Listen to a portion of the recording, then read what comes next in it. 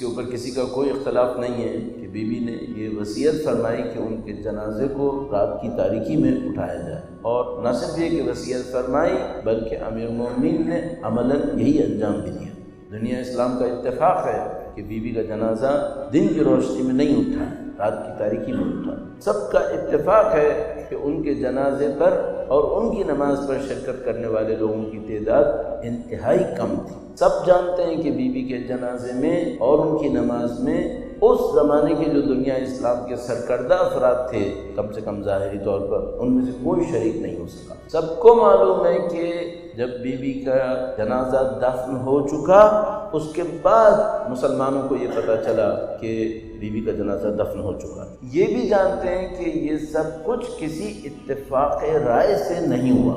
اب یہاں تک جو میں نے آخری جملہ استعمال کیا، یہ وہ جملہ ہے جو معاملے کو کسی حد تک کھولتا ہے، ورنہ اگر پہلے والے جملات کو سنیں، جنازہ رات میں اٹھا، شرکت کرنے والے انتہائی کم لوگ تھے، قبر کا نشان پتہ نہیں چلا، ان تمام باتوں کو سادگی میں بی بی کی سیرت کو نہ سمجھنے کے نتیجے میں ایک سادہ وجہ بیان کر کے تعبیر کر دیا گیا، اور اس کی ایک سادہ سی وجہ یہ بیان کی گئی کہ چونکہ بی بی پردے کی شدت سے قائل تھیں، لہذا انہوں نے کہا کہ ان کا جنازہ رات کو اٹھے۔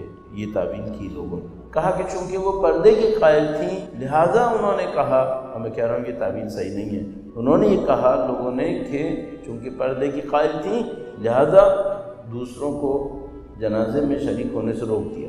اسی خاطر لوگوں کو یہ بھی پتہ نہیں چلا کہ قبر کا نشان کہاں پر ہے، اور کہا کہ یہ سب اس وجہ سے ہوا کہ بی بی شدت سے پردے کی قائل تھی۔ میں کہوں گا کہ اگر ظاہری طور پر کوئی اس کو کہے تو میں تقریباً گارنٹی سے کہہ رہا ہوں کہ آج سے 25-30 سال پہلے تک بھی حتیٰ کچھ اہل بیت کے چاہنے والے بھی اس وجہ کو قبول کر لیتے تھے، اور اس کو اپنے ذہن کے اندر تصور میں لے آتے تھے کہ چونکہ پردے کی معتقد تھیں اور پردے کے اوپر شدت سے اصرار تھا، لہذا ان کاموں کو اس طریقے سے انجام دیا گیا۔ اور ہم یہ عرض کریں گے کہ یہ بی بی کی شخصیت کے ساتھ ہونے والی ناانصافیوں میں سے ایک ناانصافی ہے کہ ہم بی بی کے تمام کاموں کو صرف ایک وجہ کے اندر چھپانے کی کوشش کر رہے ہیں۔ تو ہمیں اپنے آپ سے سوال کرنا پڑے گا کہ کیا یہ تفسیر صحیح ہے بی بی کے معاملے میں؟ تو ہم پوچھنے کا حق رکھتے ہیں، اور ہم کہیں گے کہ اگر انہوں نے پردے کی وجہ سے یہ سب کہا ہوتا تو اپنی حیات طیبہ میں اپنے ارادے اور اختیار کے ساتھ دربار تک اور مسجد تک کیوں تشریف لے گئے؟ اگر وہ اپنی شہادت کے بعد اٹھنے والے جنازے میں یہ سارے احکامات ارشاد فرماتی ہیں اور مقصد صرف پردہ تھا، تو اپنی زندگی میں انہوں نے کیوں بعض ایسے کام کیے کہ جو اس قسم کی پردہ داری کے مطابقت نہیں رکھتے؟ مثال کے طور پر اگر وہ اپنی زندگی میں یہ ارادہ کر سکتی ہیں کہ وہ خود مسجد میں تشریف لے جائیں بے نفس نفیس اور اپنے حق کا دفاع کریں، تو کیا جنازے کے معاملے میں یہ احتیاط کریں گی کہ جنازے میں کوئی شریک نہ ہو اس وجہ سے کہ پردہ کرنا؟ ہمارے پاس روایت موجود ہے کہ جب بی بی کو یہ خبر ملی کہ جنگ احد میں اللہ کے رسول زخمی ہوئے ہیں تو بی بی خود میدان جنگ میں تشریف لے گئی۔ تو جو بی بی اپنے وجود مقدس کے ساتھ اپنی حیات طیبہ میں جبکہ شاید واجب قربتاً اللہ بھی نہ ہو، اللہ کے رسول کی جان دانتوں کے ٹوٹنے سے خطرے میں نہیں تھی، شاید کوئی اور طبیب بھی علاج کروا سکتا تھا، اس کے باوجود بی بی خود تشریف لے گئی میدان جنگ کے اندر، اپنے والد کے زخم کا خود علاج کیا۔ یہ کہنا کہ بی بی پردے کی وجہ سے یہ سارے احکام ارشاد فرما رہی تھی، یہ بی بی کی ذات کے ساتھ ناانصافی ہے۔ ہمیں سوچنا پڑے گا کہ بی بی یہ کام کیوں کر رہی تھی۔ اگر میں پھر بھی کہوں کہ ہم اس کو لے کر چلیں تو ہمارے سامنے ایک اور سوال اٹھتا ہے، کیا مسلمانوں نے اس پہ اتفاق کیا تھا؟ کیا جو مسلمان شریک نہیں ہوئے تھے انہوں نے اسے قبول کیا تھا کہ وہ بی بی کے پردے کے احترام میں شریک نہیں ہوں گے؟ ہم دیکھتے نہیں، ہرگز ایسا نہیں۔ جو شریک نہیں ہوئے وہ کسی بھی وجہ سے شریک ہونا چاہتے تھے۔ اگر یہ ہوتا کہ بی بی نے وصیت کی تھی کہ میرے پردے کے احترام میں یہ کرنا، تو پھر ان لوگوں کو یہ کہہ لینا چاہیے تھا کہ چونکہ بی بی نے پردے کے احترام میں ہمیں آنے سے منع کیا تھا، ہم بھی نہیں گئے، تو نہ جانے پر ان کو کسی مشکل کا سامنا نہیں کرنا چاہیے تھا، جبکہ ہم دیکھتے ہیں کہ انہوں نے اپنے آپ کو سخت پوزیشن میں دیکھا نہ جانے کی وجہ سے، اور یہاں تک معاملہ اختلاف میں گیا کہ انہوں نے امیر المومنین کو دھمکی دی کہ ہم مدینے کی مٹی کو کھود دیں گے، یہاں تک کہ قبر کو ظاہر کریں۔ اگر معاملہ صرف پردے داری کی خاطر وصیت کرنے کا تھا تو دوسرے مسلمانوں نے اختلاف کیوں کیا؟ ان کو اختلاف نہیں کرنا چاہیے تھا، ان کو اس میں کوئی پیغام نہیں لینا چاہیے تھا سیاسی لحاظ سے اپنے لیے مشکل کا، لیکن ہم دیکھتے نہیں، انہوں نے فوراً احساس کیا کہ ہم مصیبت میں پڑ جائیں گے۔ اور یہ وہ نقطہ ہے جس کے اوپر بعد میں آنے والے ائمہ نے دلیل بھی پیش کی ہے۔ ہمارے پاس روایت موجود ہے کہ امام نے کسی کی پوچھنے پر یہ کہا کہ تم مسلمانوں سے جن کے سامنے یہ معاملہ واضح نہ ہو یہ سوال رکھو کہ کیوں ایسا ہوا کہ جب رسول اللہ کی بیٹی کا جنازہ اٹھا تو اس میں شرکت کرنے والے لوگ بہت کم تھے، کیوں ایسا ہوا؟ اور کیوں ایسا ہوا کہ رسول کی صاحبزادی کے قبر کے نشان کو کم سے کم اس وقت چھپایا گیا، کم سے کم اس وقت چھپایا گیا؟ اس میں تھوڑی سی باریکی ہے۔ ممکن ہے کوئی ہم سے یہ کہے کہ نشان چھپا ہوا نہیں ہے، اور کوئی یہ کہے کہ جنت البقیع میں جو بی بی کا روضہ ہے وہی اصلی روضہ ہے، تو وہ اس دلیل سے نکلنے کی کوشش کرے۔ تو ممکن ہے مثال کے طور پر آپ آج کے کسی اور فکر کے اوپر عمل کرنے والے سے پوچھیں کہ کیوں بی بی کا روضہ مخفی ہے، وہ کہے کہ مخفی نہیں ہے، بی بی کا روضہ جنت البقیع میں ہے، اس پر ایک روضہ بنا ہوا تھا، ہاں آل سعود نے اس کو مسمار کیا، تو وہ یہ کہے کہ بی بی کا قبر کا نشان مخفی نہیں ہے، معلوم ہے تبھی تو روضہ مسمار ہوا ہے۔ اس کے سامنے ہمیں یہ کہنا پڑے گا، کیا یہ قبول کرتے ہو کہ جب بی بی کی تجہیز اور تکفین ہوئی اس وقت قبر کا نشان کم سے کم چھپایا گیا تھا؟ یہ ناقابل انکار ہے، کیونکہ روایات کے اندر موجود ہے کہ جب امیر المومنین دفن سے فارغ ہوئے اور اگلے دن لوگوں کو خبر ملی کہ بی بی کا لاشا دفن ہو چکا ہے، انہوں نے اصرار کیا کہ ہم نے لاشے کے اوپر نماز پڑھنی ہے۔ اس کا مطلب یہ ہے کہ لاشے کو دفنایا گیا ہے اور مسلمانوں کو خبر نہیں ہو سکی ہے۔ یہ جھگڑا اتنا آگے بڑھا ہے کہ لوگوں نے اصرار کیا ہے کہ ہم مٹی کھودیں گے، یہاں تک کہ قبر کو نکالیں گے، لاش کو نکالیں گے۔ اس کا مطلب یہ ہے کہ مسلمان قطعاً اس موقع پر کم سے کم قطعاً نہیں جانتے تھے کہ قبر کہاں پر ہے۔ تو اب ہمارے سامنے ایک سوال ہے، وہ حالات کون سے حالات ہیں جس کے اندر بیوی کی قبر کے نشان کو کم سے کم اس وقت چھپانے کی کوشش کی گئی؟ کیوں یہ کام کیا گیا؟ اس کی حکمت کیا تھی؟ تو دو جواب فوراً ہمارے سامنے آئیں گے، اور وہ دو جواب یہ ہیں کہ ایک ان لوگوں سے روکنے کے لیے کیا گیا تھا جو بی بی کے جنازے میں شریک ہو کر بی بی اور اپنے درمیان اختلافات کا انکار کرنا چاہ رہے تھے۔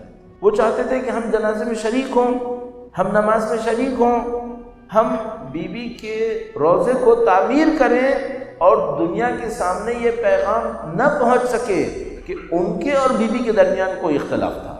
امیر المومنین نے قبر مقدس کو پنہا کیا، بی بی کی وصیت کے مطابق جنازہ رات میں اٹھا، کوئی جنازے میں شرکت نہیں کر سکا، اور سب بی بی کی وصیت کے مطابق، نہ اس وجہ سے کہ پردے میں شدت کی قائم تھی، بلکہ اس وجہ سے کہ بی بی واضح طور پر ایک حکم پہنچانا چاہتی تھی مسلمانوں تک کہ یہاں پہ کوئی اختلاف ہے، اور یہ اختلاف یقیناً کوئی سلیقے یا طریقے کا اختلاف نہیں تھا، اور یہ اختلاف بس اتنا بھی نہیں تھا کہ کوئی جائیداد بی بی سے چھینی گئی ہے جس کی خاطر بی بی نے اختلاف کیا ہے۔ یہ اختلاف وہ اختلاف تھا جس کو حل کرنے کے لیے بی بی رات کے موقع پر انصار کے گھروں تک گئی ہے۔ یہ وہ اختلاف تھا جس پر بی بی نے تفصیل سے اپنے بیانات پیش کیے جب خواتین بی بی کی بیماری کی حالت میں ان سے ملنے کے لیے آئیں۔ یہ سب کا سب موجود ہے۔ ان سارے اختلافات کو، ان سارے دلائل کو ایک جملہ کہہ کے چھپانا کہ یہ سب پردے کی وجہ سے تھا، یہ انتہائی سادگی ہے، اور ہم کہیں گے کہ نادانی ہے۔ یہ بہت سادہ سا معاملہ ہے، اور وہ یہ ہے کہ کچھ لوگ ہیں جنہوں نے اسلام کے ساتھ حق تلفی کی ہے، اسلام کے حق میں کوتاہی کی ہے، اسلام کے راستے کو تبدیل کرنے کی کوشش کی ہے۔ بی بی نے اس انحراف پر اعتراض کیا، اس اعتراض کو دوسرے لوگوں نے قبول نہیں کیا، اور بی بی کے ساتھ حق تلفی کو اور بڑھایا۔ اس حق تلفی کو اتنا بڑھایا کہ بی بی کے گھر پر پہنچ کر اس دروازے کی حرمت کو پامال کیا جس کے سامنے اللہ کے رسول 6 مہینے کھڑے ہوتے ہیں، جس دروازے کی حرمت کا اظہار اللہ کے رسول نے اپنی وفات سے 6 مہینے پہلے السلام علیکم یا اہل بیت النبوہ روزانہ کہہ کر ثابت کیا تھا۔ انہوں نے یہ سارے کام کیے تھے۔ جب انہوں نے سارے کام کر لیے تو بی بی نے احتجاجاً مسلمانوں کو پیغام پہنچانے کے لیے کہ یہ لوگ اسلام کے حق سے دور ہو چکے تھے، یہ لوگ اہل بیت اطہار علیہ السلام کے نزدیک مورد تائید نہیں تھے۔ اس پیغام کو پہنچانے کے لیے بی بی نے اپنی وصیت کا سہارا لیا اور انہوں نے کہا کہ میرے جنازے میں کوئی شریک نہیں ہوگا۔ یہ حالات بہت واضح ہیں ہمارے سامنے۔ یہاں پر ہمیں بی بی کا ایک اعتراض نظر آتا ہے، ایک احتجاج نظر آتا ہے، اور اگر اس احتجاج اور اعتراض کو قبول کرتے ہیں تو پھر مسجد میں جانے والی بات بھی سمجھ میں آتی ہے۔ نہ پردے کی خاطر بلکہ احتجاج کی خاطر بی بی نے اپنے جنازے کو چھپانے کی کوشش کی، اور اس احتجاج سے بالکل موافق ہے ان کا دربار میں جانا۔ دربار میں جانا بھی احتجاج کی خاطر تھا۔ بالکل موافق ہے جنگ کے میدان میں ان کا ذاتی طور پہ جانا، کیونکہ وہ یہ ثابت کر رہی تھیں اپنی زندگی میں بھی کہ جہاں کہیں بھی دین اور رسول کے نام پہ ضرورت پڑی، فاطمہ میدان جنگ میں جانے کو بھی تیار ہے۔ بی بی نے اپنی ذات کے ہر پہلو سے اس فکر کو ثابت کیا تھا۔ یہ ہماری نادانی ہوگی کہ ہم بی بی کے تقوی اور پرہیزگاری کو دیکھتے ہوئے ان کی سیاسی تدبیر کو ایک پردے کے پیچھے چھپانے کی کوشش کریں، اور ہم نہیں در حقیقت دشمن یہ کام کرے اور ہم لوگ اپنی سادگی کی وجہ سے اس سازش میں پھنس جائیں کہ وہ یہ کہے کہ جو کچھ بی بی نے کیا صرف پردے کی خاطر تھا، اور ہم قبول کر لیں کہ ہاں یہ صرف پردے کی خاطر تھا۔ یہ پردے کی خاطر نہیں تھا، یہ ایک پیغام تھا دین اسلام کی حفاظت کے لیے، اور وہ پیغام ہم لوگوں کو سمجھنے کی ضرورت ہے کہ بی بی معترض ہے ان سب حق تلفیوں پر جو امیر المومنین کے ساتھ کی گئی۔ لہٰذا ہمارے پاس موجود ہے بیان کہ بی بی نے انصار کے پاس جا کر کہا کہ تم نے کیوں علی کا ساتھ نہیں دیا، یا جب خواتین آئیں تو انہوں نے اس بات کو بیان کیا کہ چونکہ تم نے علی کا ساتھ نہیں دیا اب معاشرے میں ظلم پھیلے گا، اب معاشرے میں نامنی آئے گی۔ تو بھی ان تمام معاملات کی طرف تفصیل سے رہنمائی فرما رہی تھی، اور اس معاملے کے اندر انہوں نے اپنی ذات سے قربانیاں دی ہیں جن قربانیوں کو ہمیں سمجھنے کی ضرورت ہے، اور یہ صرف اسی صورت میں ہم سمجھ پائیں گے۔ میں اعزان محترم تھوڑا سا اور چند منٹس لے کر آپ کے عرض کروں گا، اس نادانی میں ہم کیوں پھنسے، کیوں ایسا ہوا کہ ہم بی بی کے اتنے واضح دلیل کو نہیں دیکھ سکے، اور ہم میں سے کچھ لوگوں نے کہا کہ ہاں پردے کی خاطر کیا۔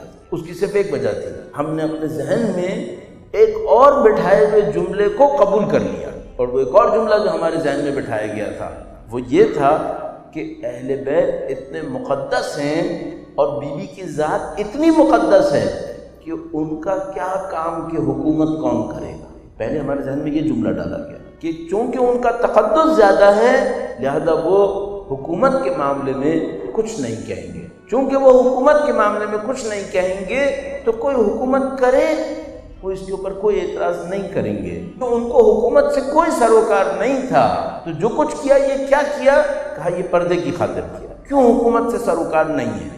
اللہ کے رسول تشریف لائے تو کیا حکومت نہیں بنائی تھی؟ یہ جو غدیر خم میں اللہ کے رسول نے اعلان کیا تھا یہ امیر المومنین کی حکومت کا اعلان نہیں تھا کیا؟ اگر حکومت کا اعلان نہیں تھا تو کیا یہ صرف مانوی رہبری کا اعلان تھا؟ اور حکومت کوئی بھی کرے کہ اللہ کے رسول یہ کہنا چاہ رہے تھے، یا اللہ کے رسول یہ کہنا چاہ رہے تھے کہ تمام معاملات میں جن میں میں تم پر حاکم ہوں ان تمام معاملات میں علی تم پر حاکم ہے۔ اور ہم جانتے ہیں کہ حسینیت اور یزیدیت کا معاملہ بھی یہی ہے کہ اگر ہم اس بات کو سوچنے لگیں کہ حکومت سے اہل بیت کا کیا سروکار، تو پھر ہم حسینیت کو نہیں سمجھ سکتے، پھر ہم کبھی نہیں سمجھ پائیں گے کہ حسینیت کیا ہے، اور ہم یہ کہنے پہ مجبور ہو جائیں گے کہ ہمیں حسینیت زندہ باد اور یزیدیت مردہ باد نہیں سمجھ میں آتی، کیونکہ ہم اس اصل اور اس اساس کو بھولنے کی کوشش کر رہے ہیں۔ وہ اصل اور وہ اساس کہ جو بی بی کے ان تمام وصیتوں اور اعمال کے پیچھے واضح طور پر موجود تھی، اور وہ اصل اور اساس کیا ہے؟ وہ یہ ہے کہ حکومت اور حاکمیت کا حق علی اور اولاد علی کے پاس ہے، اس کے علاوہ جو کچھ ہے وہ غصب ہے۔ بی بی نے اس کے اوپر اعتراض کیا تھا، اور اس اعتراض کی وجہ سے وہ سارے مسائل پیش آئے۔ اب یہ تھا کہ ہمارے سامنے مسائل کو اس اساس کو قبول نہ کرنے کی وجہ سے ہمارے سامنے مسائل کو الٹا کر کے پیش کیا گیا۔ ہمارے سامنے کہا گیا کہ بی بی نے یہ سارے کام پردے کی وجہ سے کیا، اور اس کے بعد جب ایک دفعہ اس بات کو قبول کر لیا تو پھر بہت سارے مسائل خود بخود ہمارے لیے پیچیدہ ہوتے چلے گئے۔ مثال کے طور پر جب بی بی نے اعتراض کرنا شروع کیا کہ جو کچھ ہوا وہ غلط ہوا، جو کچھ حکام نے کیا وہ غلط کیا، حق علی کے ساتھ تھا اور اولاد علی کے ساتھ تھا، جب بی بی نے اس اعتراض کو اٹھایا اور لوگوں نے اس اعتراض کا مقابلہ کیا تو اس کو چھپانے کے لیے یہ کہا کہ وہ بی بی کے رونے سے تنگ آ گئے تھے۔ وہ بی بی کے رونے سے تنگ نہیں آئے تھے، وہ بی بی کے حق اعتراض سے تنگ آ گئے تھے۔ ان کو پتا تھا کہ اگر بی بی اس طرح آواز بلند کرتی رہی اعتراض کے اندر تو معاشرہ تبدیل ہو جائے گا۔ تو مشہور یہ کیا کہ بی بی کے رونے سے تنگ آ گئے تھے۔ نعوذ باللہ، کیا بی بی کا وجود صابرہ نہیں تھا؟ کیا اپنے والد گرامی کی وفات پر صبر کرنا بی بی کی ذات کا تقاضا نہیں تھا؟ کیا خود رسول خدا کی وفات پر امیر المومنین نے صبر نہیں کیا تھا؟ یہ سب کام ہوئے تھے، یہ سب صبر سے گزرے تھے، صبر ان کی ذات کا حصہ تھا۔ لیکن جو کچھ دشمن چھپانا چاہتے تھے وہ اعتراض تھا جو بی بی کر رہی تھی۔ جب بی بی نے اعتراض کرنا شروع کیا تو مشہور کر دیا کہ چونکہ ہم رونے سے تنگ آ گئے لہذا ہم نے بی بی سے کہا کہ وہ باہر جا کر رویا کر۔ اگر یہی معاملہ تھا تو پھر وہ بیت الحزن کیوں تباہ ہوا جس میں بی بی جا کر بیٹھ جایا کرتی تھی؟ حتیٰ وہ درخت جس کے نیچے بی بی تشریف لے جایا کرتی تھی، بیٹھا کرتی تھیں، اس درخت کو بھی کسی نے کاٹا۔ کیوں یہ کام ہوا؟ کیا بی بی کے رونے سے ڈر رہے تھے؟ نبی کی بیٹی نبی کی وفات پہ رو رہی تھی تو کسی کو کیا اعتراض تھا اس کے اوپر؟ کون سے ان کی نیندوں میں خلل پیش آ رہا تھا؟ یہ نیند کا خلل نہیں تھا، یہ سیاسی نظام کا خلل تھا۔ وہ سیاسی نظام دیکھتا تھا کہ بی بی کا اعتراض لوگوں کے کانوں تک پہنچ رہا ہے۔ بی بی لوگوں کو یاد دلا رہی تھیں کہ تم نے نبی کے ساتھ کیے ہوئے وعدے پہ عمل نہیں کیا، اور اس اعتراض اور اس آواز سے بچنے کے لیے ان کاموں کو انجام دیا۔